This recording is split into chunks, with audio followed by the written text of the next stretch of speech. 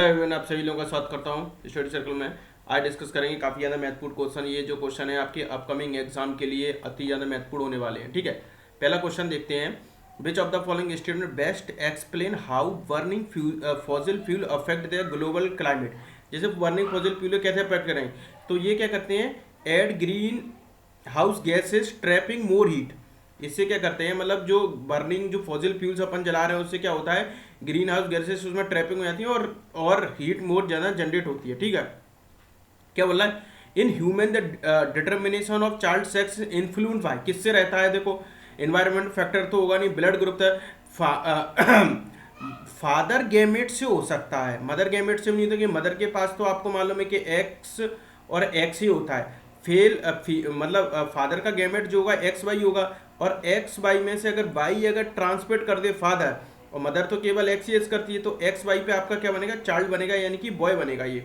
तो हम ये बोल सकते हैं जो है चाइल्ड सेक्स इन्फ्लुएंस फादर पे गैमेट्स। हम कहते हैं ना कि जो लड़का होना किस पे निर्भर करता है, तो वो है ना एक बाप पे निर्भर करता है। ठीक है, इस वजह से क्या बोल रहा है, which harmful gas has greater affinity for haemoglobin than oxygen and thus several impair human respiration.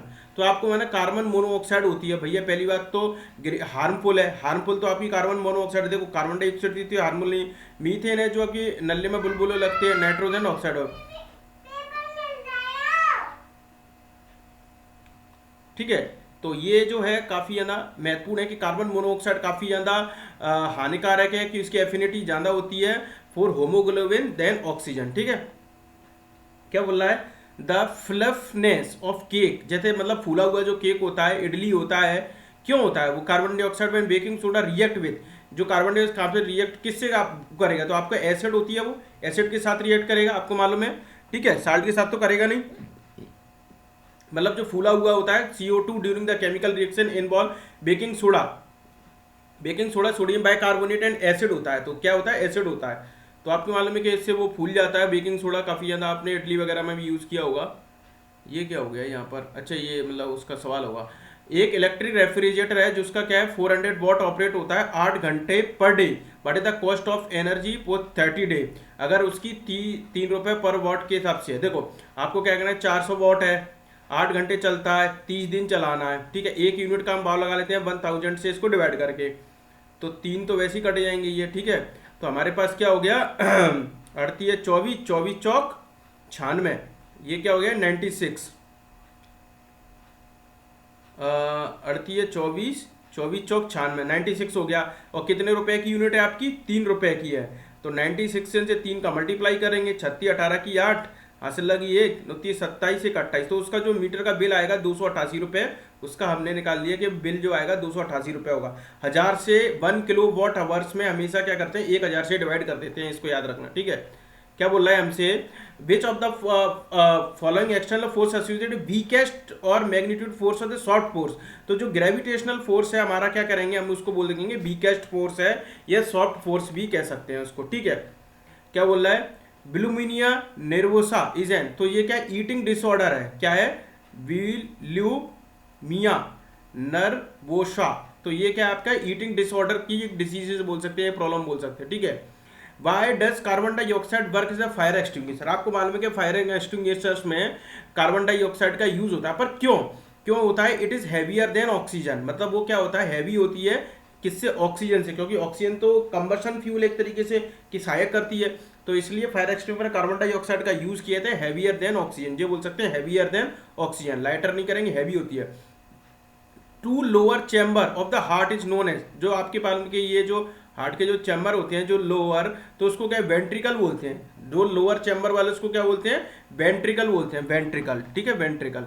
ठीक है, which of the following example of prokaryotics, eukaryotic होते हैं प्रोकैरियोटिक, प्रोकैरियोटिक यानी गरीब, गरीब कौन से हमारे ब्लू एल्गी ग्रीन वाले, जो हमारे ब्लू एल्गी ग्रीन है इनके पास कुछ नहीं है, ना शेप है ना डेफिनेशन, तो ब्लू एल्गी ग्रीन हमारे क्या होते हैं, प्रोकैरियोटिक्स होते हैं, हमारे क्या होते हैं, प्रोकैरियोटिक्स होते हैं। ठीक है, the stage of embryo in which all the body parts can be identify known है, जो तो वो जो होता है फीटस, फीटस जो होता है ना, भ्रूण, भ्रूण में हम क्या करते हैं, क्योंकि ना भ्रूण हत्या कर दी, भ्रूण हत्या क्यों करते हैं, कि भ्रूण में सारे पार्ट्स हम बॉडी को जांच कर सकते हैं, गर्ल है या बॉय है, तो all parts can be identify, तो वो होते हैं फीटस, तो फीटस यानी भ्रूण।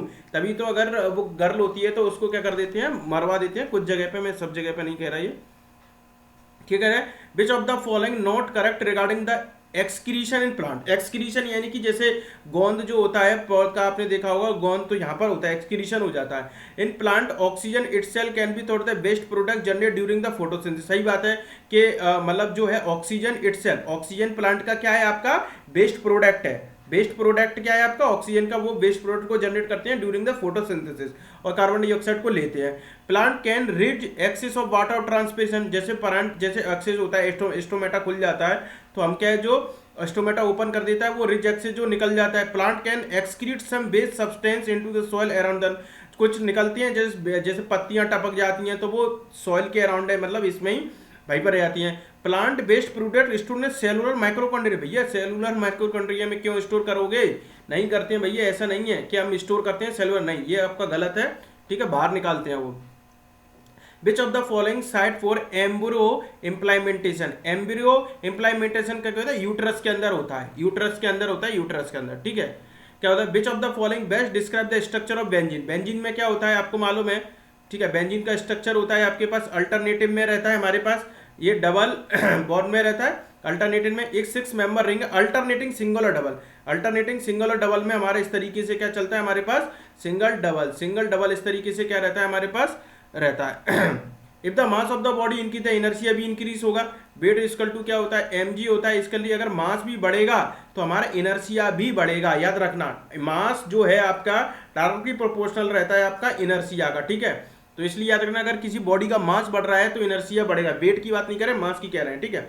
विच of the following reaction example non metallic oxide reacting with A base.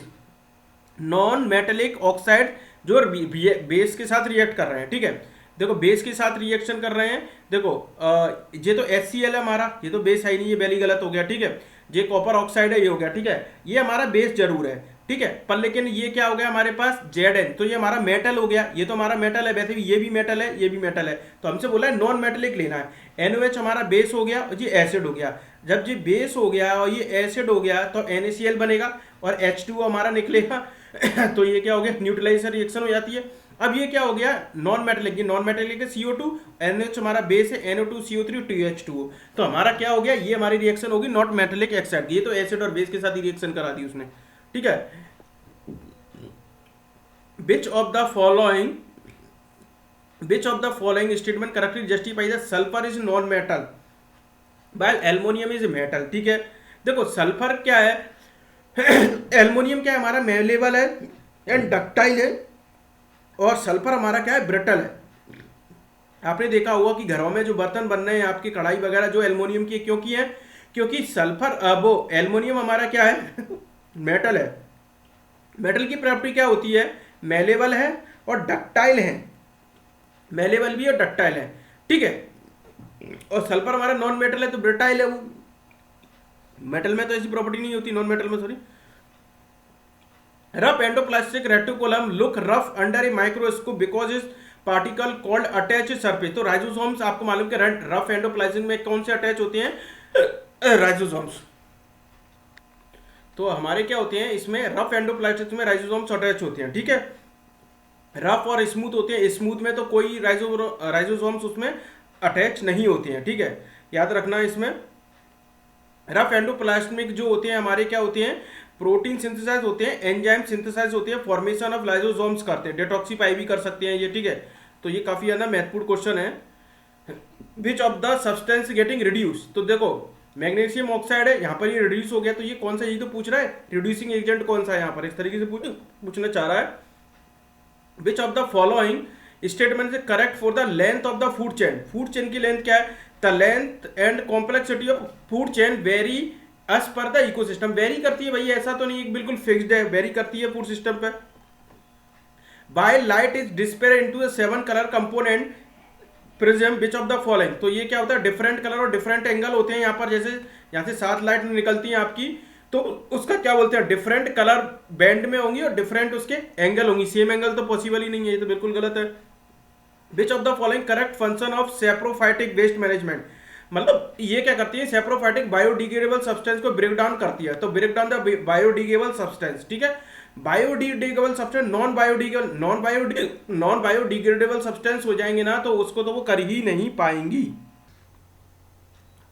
ठीक है। तो ये क्या करेगा आपके पास, नो वो बायोडिग्रेडेबल सब्सटेंस को ही तो तोड़ेगा वो मैनेजमेंट के, नॉन बायोडिग्रेडेबल सब्सटेंस यानी कि प्लास्टिक वगैरह को।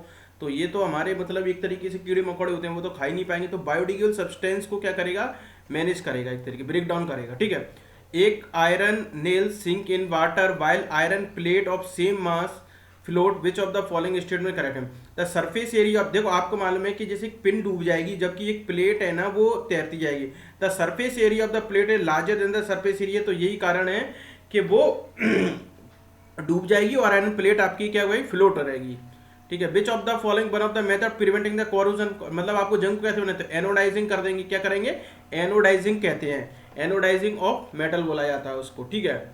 The membrane and protoplasmic content collectively refer, तो इसको बोलते हैं प्रोटोप्लास्ट, मेम्ब्रेन और प्रोटोप्लास्ट, तो इसको क्या बोलते हैं, प्रोटोप्लास्ट बोलते हैं इसको, प्रोटोप्लास्ट, ठीक है। क्या बोल रहा है कि निम्न में किसी वनस्पति विज्ञान के जनक, फादर ऑफ बॉटनी तो ना थियोफ्रेस्ट बोला जाता है, थियोफ्रेस्ट, ठीक है, थियोफ्रेस्ट। Which who among the following gave the binomial nomenclature, बाइनो तो कार्लियल लिनियस ने ही दिया था, कैलोरस लिनियस ने क्या दिया था हमारे पास, नोमेनक्लेचर दिया था। विच of the following disease causes virus, virus हमारा इन्फ्लुएंजा होता है, हमारा इन्फ्लुएंजा किससे होता है, हमारे वायरस से, इन्फ्लुएंजा हमारा होता है। कॉलेरा तो आपकी तो ये हैजा जो है आपकी पानी की डिसीज है, टाइफाइड टिफी से होता है वो, हाँ। क्या बोल रहा है हमारे, विच of the following pH is less than 7, तो ये क्या है, फेरिक क्लोराइड है, फेरिक क्लोराइड होगा हमारा, उसका पीएच लेस देन 7 यानी कि वो ऐसे क्या हो जाएगा, एसिड होगा। ये तो हमारा बेस हो गया, ये तो हो गया, ये तो पॉसिबल ही नहीं है। सोडियम क्लोराइड तो मेटल हो गया, सोडियम क्लोराइड हो गया, सोडियम साइनाइड हो गया, तो लेस देन हमारा क्या होगा, फेरिक क्लोराइड, फेरिक क्लोराइड यानी कि एसिड होगा। ए solution with pH lower than 7, lower than 7 होगा तो हमारा क्या हो जाएगा, ए solution of common soda in water, तो वो एसिडिक ही होता है, कॉमन सोडा इन वाटर हो गया। बेकिंग सोडा तो नहीं से होगा, कास्टिक सोडा होगा नहीं, ब्लू विट्रॉल होगा नहीं, तो हमारा क्या हो गया, सॉल्यूशन कॉमन सोडा वाटर होता है, वो हमारा क्या होगा, लोअर देन 7 होगा यानी कि एसिडिक होगा। क्या बोल रहा है, what is the maximum temperature and humidity for human, तो हमारे पास क्या होगा, 25 डिग्री का जो टेम्परेचर होता है और 60 डिग्री की जो आर्द्रता होती है वो हमारा क्या रहता है, ये हमारा ह्यूमिडिटी होती है 60 डिग्री। 25 डिग्री तो आपको पता है, ये पर 60 डिग्री ह्यूमिडिटी नहीं पता होगा।